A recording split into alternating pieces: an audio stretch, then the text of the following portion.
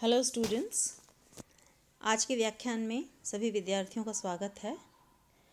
मैं doctor Janta Gehlot, associate professor, MS college Bikaner. आज हमारा व्याख्यान है रेने डेकार्ट 1596 to 1650।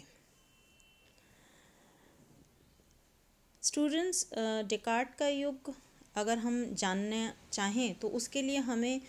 पूरे पाश्चात्य दर्शन को, हिस्ट्री ऑफ वेस्टर्न फिलॉसफी को 3 भागों में बांटना पड़ेगा। पहला वो भाग है जो प्राचीन दर्शन या एंशिएंट फिलॉसफी कहलाता है, जो सुकरात, प्लेटो जो हमने पढ़े थे, अरस्तु, प्लॉटिनस, ये सारे दार्शनिक उस प्राचीन युग में आते हैं, जो पूर्णतया एक दार्शनिक चिंतन से परिपूर्ण युग था।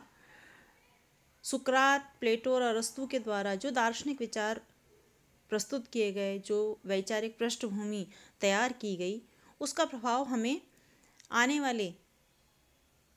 पाश्चात्य दर्शन के विभिन्न दार्शनिकों में देखने को मिलता है। शुद्ध दार्शनिक चिंतन की एक लंबी परंपरा उस समय चरम सीमा पे पहुंच जाती है जहां शनय शनय धर्म का प्रभाव बढ़ जाता है और चिंतन की परंपरा कहीं परिप्रेक्ष्य पीछे छिप जाती है। धर्म के प्रभाव से जो मध्ययुग का काल था, उसमें पोप, पादरी, चर्च आदि का प्रभाव बढ़ जाता है और उसका प्रभाव ये होता है कि वहाँ से प्रसारित होने वाले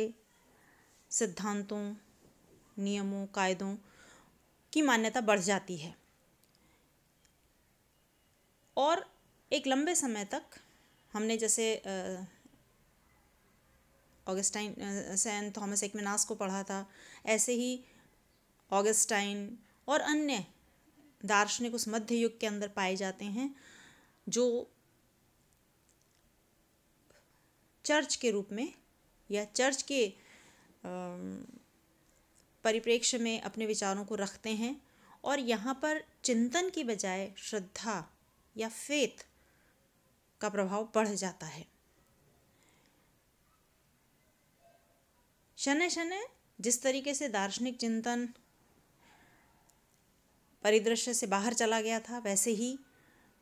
कुछ समय तक मध्ययुगीन धर्म का प्रभाव रहता है और ऐसा प्रभाव रहता है कि जिसमें कोई भी विचार यदि चर्च से समर्थित नहीं है, यदि पोप, पादरियों के द्वारा स्वीकार्य नहीं है, तो उसके विषय में समाज के अंदर स्वीकारोक्ति नहीं रहती थी। और ऐसे में कई बार तो ऐसा भी हुआ कि किसी वैज्ञानिक ने कोई ऐसी खोज प्रकाशित की जो चर्च को मान्य नहीं हुई, तो उस वैज्ञानिक को ईसाई जांच न्यायालय ने कड़े से कड़ा दंड दिया, यहाँ तक कि फांसी तक भी उनको दे दी गई। और ऐसे ही एक दशा दार्शनिक वैज्ञानिक गैलीलियो के साथ भी हुई और इसीलिए कहते हैं कि उनसे समर्थन या उनके विचारों से सहमति रखने वाले जो दार्शनिक थे, क्योंकि हम मध्य युग के बाद में जो दर्शन आएगा वो आधुनिक युग आएगा और आधुनिक युग पूर्णतः वैज्ञानिक समर्थित युग था दर्शन के क्षेत्र में, जहाँ पर गणित, चिकित्सा विज्ञान, भौतिक शास्त्रियों का प्रभाव था। तो ऐसे में जब आधुनिक युग का आरंभ होता है, उससे पूर्व मध्य युग में डेकार्ट ने भी कुछ ऐसे विचार, दार्शनिक विचार प्रस्तुत किए जो गैलीलियो के ही समान थे, परंतु गैलीलियो का हश्र देखकर डेकार्ट ने अपने उन विचारों का प्रकाशन रोक लिया। हालांकि डेकार्ट कहते हैं कि मैं श्रद्धालु ईसाई हूँ और ईसाई धर्म के अंदर पूर्ण रूप से चर्च के प्रभुत्व को भी स्वीकार करता हूँ, किंतु दर्शन और विज्ञान के क्षेत्र में चर्च के प्रभुत्व को लेकर उनके मन में अंतर्द्वंद ही रहा था। दर्शन और विज्ञान की चर्च से स्वतंत्रता का विचार उनके मन में बार बार उठता था, क्योंकि बेसिकली डेकार्ट एक मैथमेटिशियन थे, गणितज्ञ थे जब आधुनिक युग आरंभ होता है और डेकार्ट का पदार्पण होता है, तो हम देखते हैं आधुनिक युग की जो समस्या थी वो प्राचीन, या जिसको कि हम ग्रीक फिलॉसफी कहते हैं, जहाँ उस ग्रीक फिलॉसफी में मुख्य रूप से सत्य का अनुसंधान, शुभ की प्राप्ति आदि जैसे प्रमुख विचार थे जो जिनकी चर्चा वहाँ होती थी। परंतु जब आधुनिक युग आरंभ होता है डेकार्ट से, तो आधुनिक युग में जैसा कि मैंने आपको बताया कि जितने भी दार्शनिक हम पढ़ेंगे आगे, स्पिनोज़ा हैं, डेकार्ट हैं, लाइबनीज़ हैं, बर्कले हैं, बहुत सारे ऐसे दार्शनिकों को हम पढ़ेंगे, लॉक हैं, ये सारे दार्शनिक बेसिकली या तो गणितज्ञ थे, या तो चिकित्सा शास्त्री थे, या तो भौतिक शास्त्री थे। और जब इन्होंने दर्शन के क्षेत्र में पदार्पण किया तो उन्हें यह क्षेत्र बड़ा रुचिकर लगा। उन्हें लगा कि इस दर्शन क्षेत्र में जिन प्रश्नों पर, जिन समस्याओं पर विचार किया जाता है वे बड़ी रुचिकर हैं। परंतु दर्शन की जो समस्या उनको लगी वो ये कि किसी भी दार्शनिक समस्या का कोई एक सर्वमान्य हल वो नहीं दे पाते हैं, कोई निश्चयात्मक हल वो प्रस्तुत नहीं कर पाते हैं। तो ऐसे में, क्योंकि गणित एक ऐसा विषय है जो पुनरुक्तियों पर आधारित होता है, वहाँ पे सभी जो निष्कर्ष होते हैं वे निश्चित होते हैं, सर्वमान्य होते हैं। तो उन्होंने ये प्रयास किया कि दर्शन के क्षेत्र में भी गणित जैसी अनाशक्यता या निश्चयात्मकता प्रस्तुत की जाए। और इसीलिए उनका जो द्वंद्व था कि वो दर्शन और धर्म, इन दोनों के बीच में वो द्वंद्व की स्थिति में थे। वो दर्शन में तार्किकता को देखते थे, परंतु धर्म का प्रभाव होने से, मध्य युग में चर्च का प्रभुत्व होने से उनमें ये हम कह सकते एक तरीके से साहस नहीं था कि वो उस फेथ से निकलकर और चिंतन के क्षेत्र में अपनी प्रस्तुति दे सकें।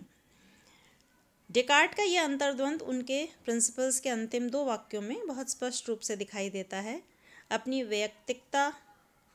वैयक्तिक सीमाओं को पूरी तरह से ध्यान में रखते हुए मैं कोई भी अधिकारपूर्ण दावा नहीं करता।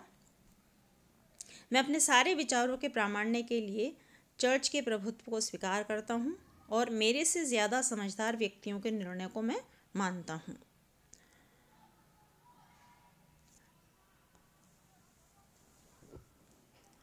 डेकार्ट ने अपने इस गणितीय ज्ञान को दर्शन के क्षेत्र में लगाया और एक दार्शनिक प्रविधि विकसित करने का प्रयास किया कि इस विधि का उपयोग करके दर्शन के क्षेत्र में ज्ञान की जो अनिश्चितता है उनके अनुसार, उस अनिश्चितता को दूर किया जा सके और दार्शनिक समस्याओं के सर्वमान्य समाधान प्रस्तुत किए जा सकें। उनकी दार्शनिक विधि के 4 नियम थे। पहला नियम, जब तक मुझे किसी चीज़ की सत्यता का स्पष्ट ज्ञान नहीं हो जाए तब तक उसे किसी भी रूप में सत्य नहीं मानना चाहिए। इसका अर्थ यह है कि अक्सर मनुष्य की यह प्रवृत्ति होती है कि वो किसी भी धारणा को तुरंत बना लेता है। पूर्वाग्रह उसके मन में अंदर होते हैं, यानी वो पुराने विचारों से ग्रसित होता है और उन पुराने विचारों को देखते हुए वह कोई भी एक धारणा किसी भी वस्तु या विचार के बारे में बना लेता है। वह ऐसा नहीं करे। अपनी धारणा में केवल वही चीज़ ग्रहण करना जो मेरे मन चक्षु के समक्ष इतनी स्पष्ट और विभेदपूर्ण है कि उसकी सत्यता में संदेह करने का मुझे मौका ना मिले। उनका अर्थ ये था कि मैं अपने ऐन्द्रिक ज्ञान को इतना पक्का कर लूँ कि जो भी मेरे मन और चक्षु अर्थात मेरी इंद्रियों के सम्मुख जो भी ज्ञान है वो बिल्कुल स्पष्ट हो। न सिर्फ उसका स्वरूप स्पष्ट हो बल्कि वह अन्य वस्तुओं से भी उसका भेद आसानी से किया जा सके। अर्थात किसी भी प्रकार की कोई अनिश्चितता मेरे मन में जब तक नहीं होगी उस वस्तु के ज्ञान को प्राप्त करने में, तब तक मैं उस वस्तु को उस रूप में ग्रहण नहीं करूं। कोई वस्तु मेरे सम्मुख है, जब तक मैं उस वस्तु के सभी पक्षों को ठीक से नहीं जान लूं तब तक मैं उसको स्वीकार ना करूं। तो पहला नियम है कि हमें ज्ञान की स्पष्टता होनी चाहिए।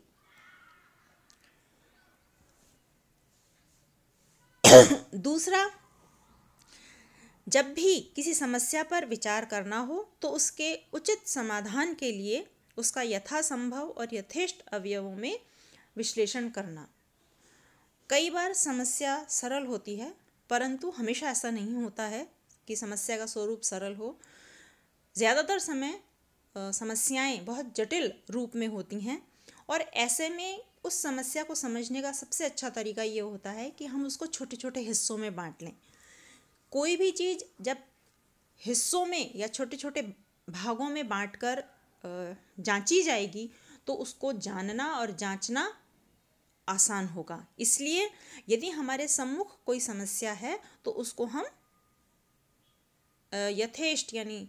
जितने भी आवश्यक हिस्से हों उसके अंदर हम उसको विभक्त कर लें। तीसरा जो दार्शनिक विधि का नियम है उसके अनुसार किसी भी प्रश्न पर व्यवस्थित ढंग से विचार करना चाहिए, अर्थात सरल, सहज और सुगम्य चीज़ों के ज्ञान से शुरू करके धीरे धीरे एक निश्चित क्रम में बढ़ते हुए उन चीज़ों का ज्ञान प्राप्त करना जो इन सरल, सहज और सुगम्य चीज़ों से बनी हैं और जटिलतर हैं। एक लाइन में अगर हम इस बात को समझें तो हम कहेंगे कि सरलता से जटिलता की ओर जाएं। यदि कोई समस्या हमारे सम्मुख है, अक्सर हम जब आपस में बात करते हैं तो बहुत तरह के लोगों के बहुत विचार होते हैं। कुछ लोगों का मानना होता है कि यदि आपके कोई प्रश्न जो कठिन प्रश्न है आप उसको पहले हल करें, कोई कहता है सरल प्रश्न को हल करें। डेकार्ट का मानना है कि यदि हम समस्या को सरलता से जटिलता की ओर जाते हुए समझेंगे और सुलझाने का प्रयास करेंगे तो हम उसके अंदर सफलता आसानी से प्राप्त कर सकते हैं। इस प्रकार विचारों में एक प्रकार की क्रमबद्धता ले आना, क्योंकि कोई भी जो समस्या होती है वो छोटी छोटी इकाइयों से बनती है। तो अगर हम एक सरल इकाई से फिर जटिल और उससे जटिल और जटिल, जटिलतर, इस तरह से उस समस्या को समझेंगे तो उसके अंदर एक क्रमबद्धता आ जाएगी और ऐसे में किसी भी प्रकार का क्रमबद्धता का अभाव भी हमें वहाँ देखने को नहीं मिलेगा।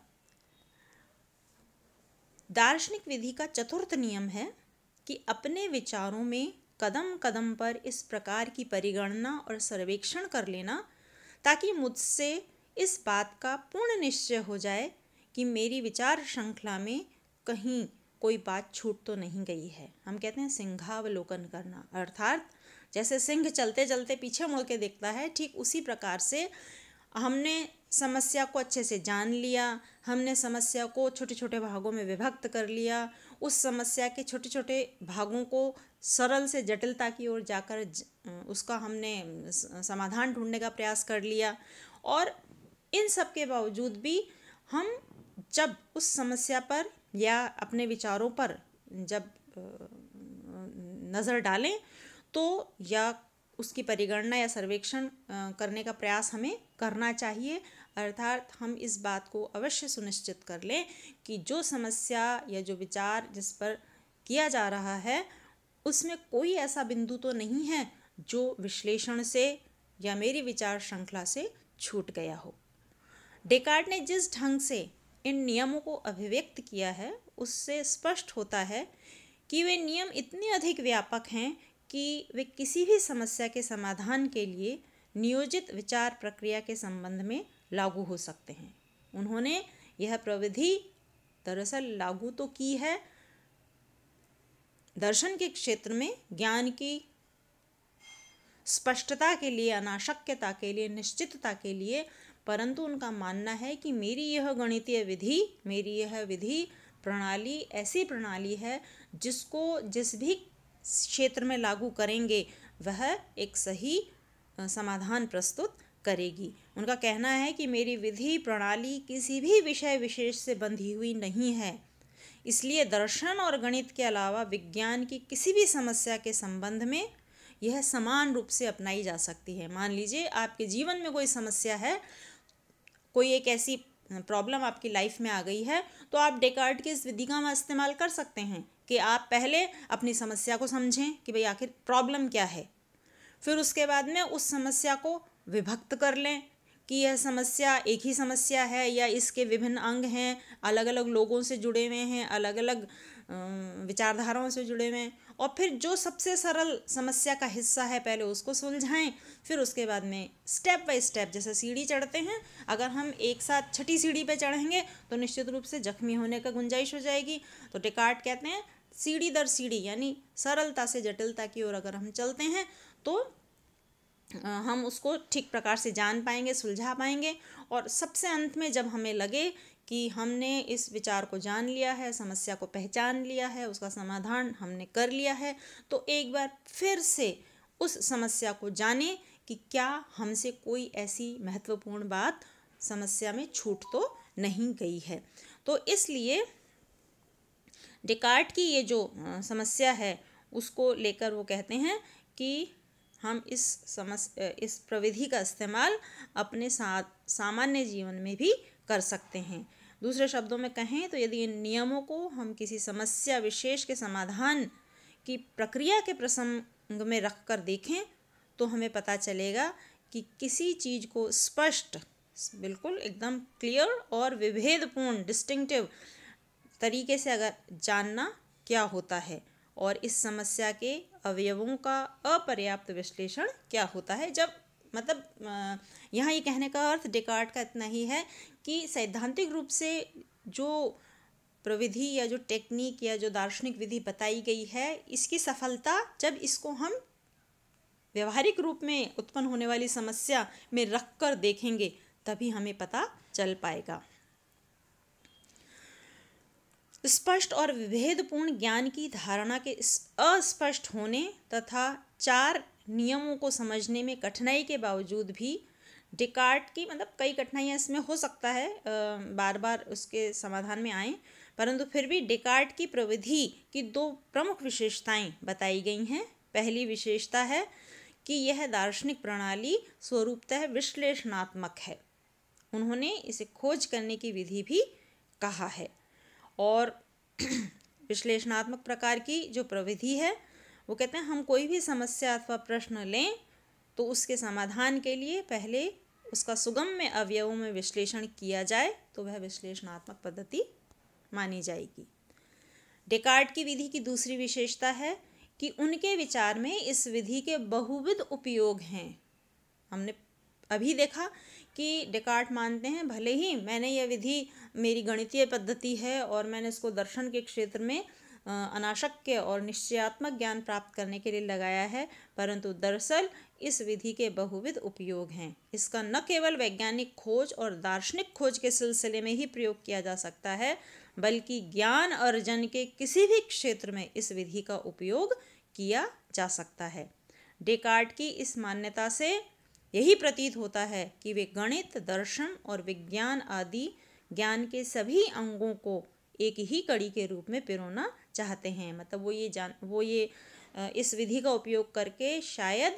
ज्ञान के जितने भी क्षेत्र हैं उनको सम रूप में रख के और एक ही प्रविधि का प्रयोग सभी क्षेत्रों में करके ये बताना चाहते हैं कि उनकी प्रविधि कितनी स्ट्रॉन्ग है। इस प्रकार से हम देखते हैं कि प्रस्तुत पद्धति में डेकार्ट किस प्रकार से दार्शनिक ज्ञान के लिए अनाशक्य और निश्चयात्मक ज्ञान प्राप्त करने के लिए इस पद्धति का उपयोग करता है। धन्यवाद।